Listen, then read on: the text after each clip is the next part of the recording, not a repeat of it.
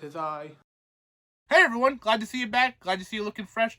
Dune is the newest film from acclaimed director Denis Villeneuve, and of course is the interpretation of the book of the same name.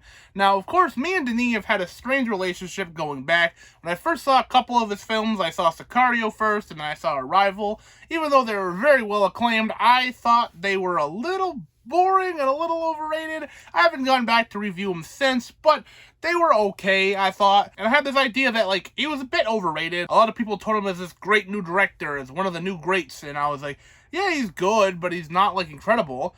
But then I went and I saw Prisoners, and I was like, Prisoners was amazing. And then, of course, I saw Blade Runner 2049, and I was like, I'm sold. I was wrong. My bad. Maybe I just don't like those two, but, like, these two have completely sold me, and now I'm super excited to see anything that this guy does. And Dune is no exception.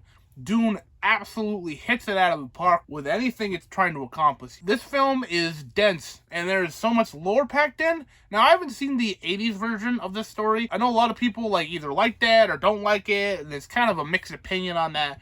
But I definitely feel like this is going to be wildly acclaimed across the board. Just the kind of style that this film has, and the way it presents its story, and just the amount of lore that's packed in here is so much. Right? There's so many high houses to go to, planets to see, and just a lot of proper names being thrown at you left and right that if you really want to delve in and memorize it all and really dig in deep, that you totally can here. There's so much. And speaking of so much, like, the cast is incredible. Of course, you got Timothée Chalamet, we have Zendaya, we have Oscar Isaac, we have Rebecca Ferguson, we have...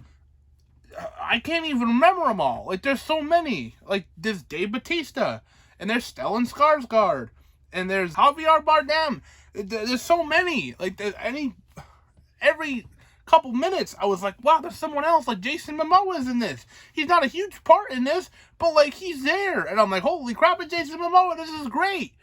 There's so much to love about this movie. It's 2.5 hours, and it feels a bit longer in a great way. There's a lot packed into here. There's a huge story to tell, and this is just the first part. I'm super excited to see where this would go. Like, I'm super nervous also that Warner Brothers is gonna just, like, cancel the sequel, and they totally shouldn't, but I feel like that's something they would do. Please don't do that. This film is so good. And I only have a few minor gripes with it. Sometimes I can't hear what the people are saying. Sometimes they speak in weird growly voices, and having subtitles on would probably help with that. That's, like, the biggest issue. The score is fantastic. And sometimes the score overtakes what people are saying, so that can be a bit of an issue, especially with something as dense as this, where there's a lot going on. I would like to be able to hear exactly what everyone's saying. The score sometimes doesn't let me do that. But, like, it's a tough balance. I get it. Score's incredible, and the actors are incredible, so I want to have them both shine. And also what's incredible is the effects. Oh man, they're so good.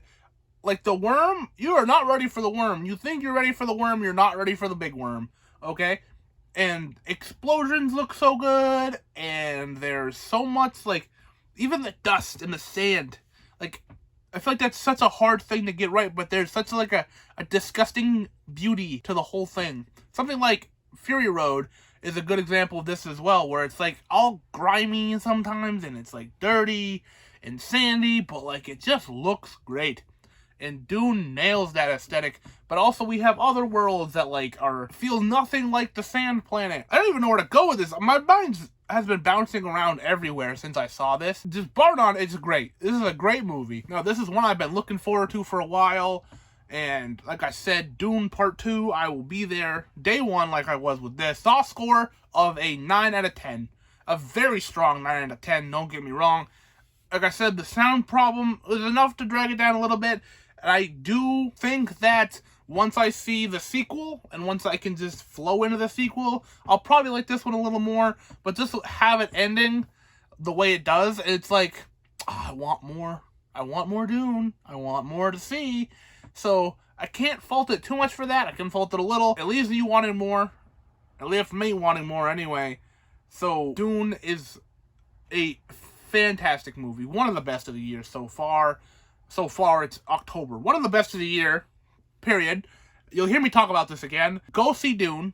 See Dune on the biggest screen you can, best surround sound you can, immerse yourself in this. 2.5 hours, you'll be happy you did. Anyways, that'll about do it for me.